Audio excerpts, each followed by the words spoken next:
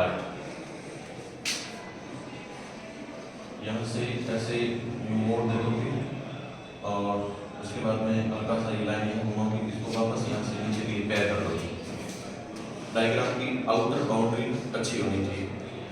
इतना होने के बाद ये जो टेस्टीज है, इस टेस्टीज के अंदर सबसे पहले अंदर से ऐसे लाइन खींचोगे, यहाँ तक ऊपर की लाइन को ऐसे दोगे। ये ऊपर की तरफ एपिडाइडिमिस होता है, एपिडाइडिमिस। इस लाइन को ऐसे मिला दोगे। मिलाने के बाद अंदर की तरफ ऐसे छोटे छोटे स्पम दिखाओगे, ऐसे छोटे छोटे स्पम। ओके, एक छोटी अंदर सेल होती है जिसको कहते हैं सर्टोली सेल, जो न्यूट्रिशन बनता है उस टाइम इसको न्यूट्रिशन, जिस टाइम स्पर्म बनता है उस टाइम इसको न्यूट्रिशन देने का वर्क करती है। तो ये सर्टोली सेल हो जाएगी। अंदर की तरफ आप एक स्पेशल सेल और दिखाओगे जिसको कहते हैं इंटरस्टिशियल सेल। मेल हार्मोन जो है ना, टेस्टोस्टेरोन, वो जिस सेल के थ्रू बनता है उसका नाम है इंटरस्टिशियल सेल। पता नहीं होगा तुम्हें, इंटरस्टिशियल सेल है जिसके थ्रू टेस्टोस्टेरोन का फॉर्मेशन होता है। अब देखना आगे फ्लो कैसे दिखाते हैं। यहाँ से एक ट्यूब उठाओगे, इस ट्यूब को यहाँ ले जाओगे, जस्ट इसको यहाँ ले जाओगे, यहाँ से इसका पाथ दिखा दो, ऐसे करके यूं यूरिथ्रा के थ्रू। ये तो इसका पाथ हो गया। इसे एक डबल लाइन उठाओगे, डबल लाइन उठाओगे, डबल लाइन उठाओगे, मतलब ऐसे चलेगी ये कंप्लीट ऐसे चलेगी। इसको डबल पाथ के रूप में दिखाओगे, इसको कंप्लीट डबल पाथ के फॉर्म में दिखाओगे। और इस डायग्राम से बैठ के आप लोग अच्छे से प्रैक्टिस भी कर सकते हो।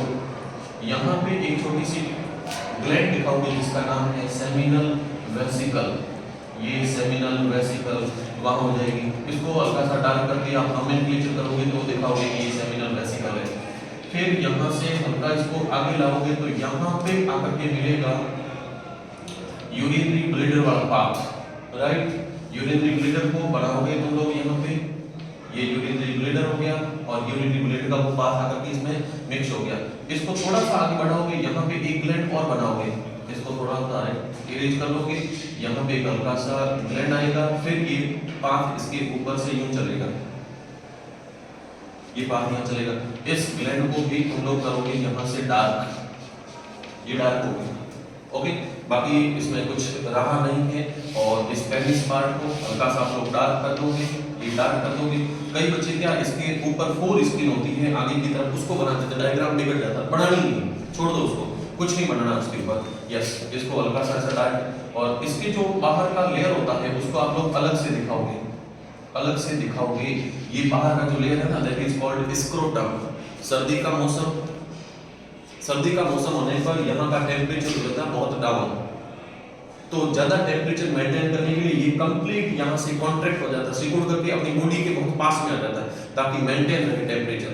गर्मी का टाइम अपनी बॉडी का टेम्परेचर ज्यादा है, इसलिए ये कंप्लीट यहाँ पे फ्लैक्सिड हो जाता है। और फ्लैक्सिड होकर के जो टेस्टिज है वो बॉडी से काफी डिस्टेंस कवर कर लेता है। तो ये टेम्परेचर कवर करने के लिए ऐसा करता है, ये स्क्रोटम वर्क करता है। जो आउटर लेयर होती है टेस्टिज की वो ऐसा वर्क करती है।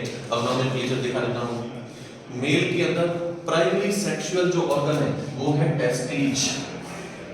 ये यहाँ से इसका नाम हो गया टेस्टिज। और टेस्टिज मेल के अंदर प्राइमरी सेक्सुअल ऑर्गन है, प्राइमरी सेक्सुअल ऑर्गन है। क्वेश्चन आ जाए कि इस टेस्टिज के दो वर्क बताइए, क्या क्या वर्क करता है। आप फर्स्ट लिखोगे formation of male hormone.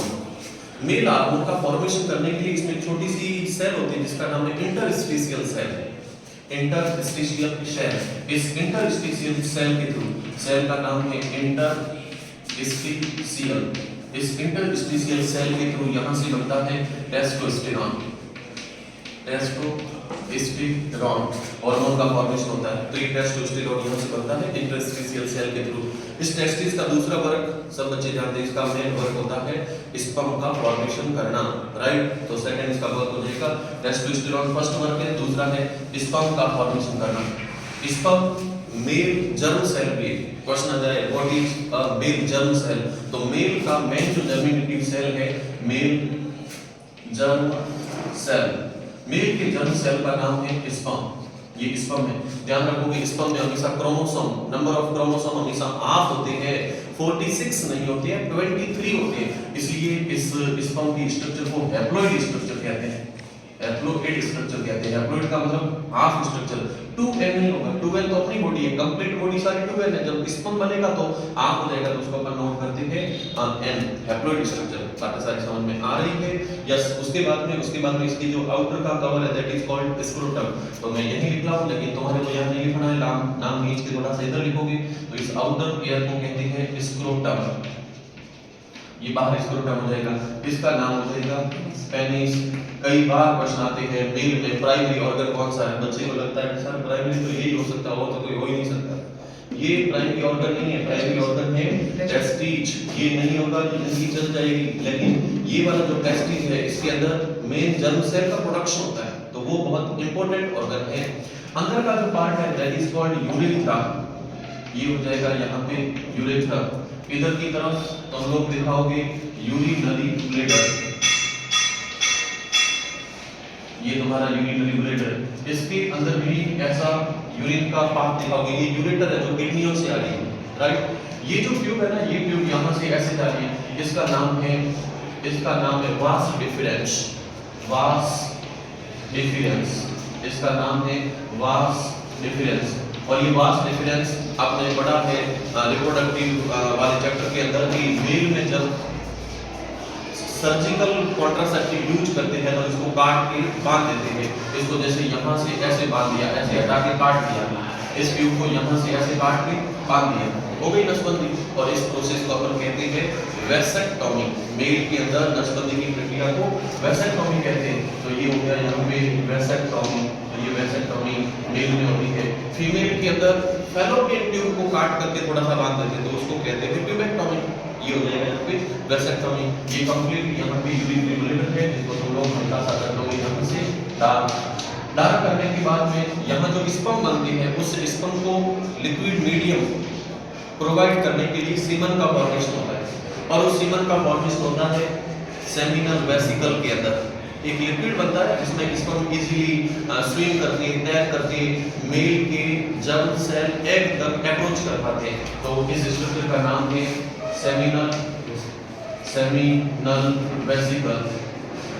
Seminal vesicle जहां से बनता है सीमन, और इस सीमन का पीएच वैल्यू जस्ट ब्लड के बराबर होता है, 7.4 के अराउंड पे होता है।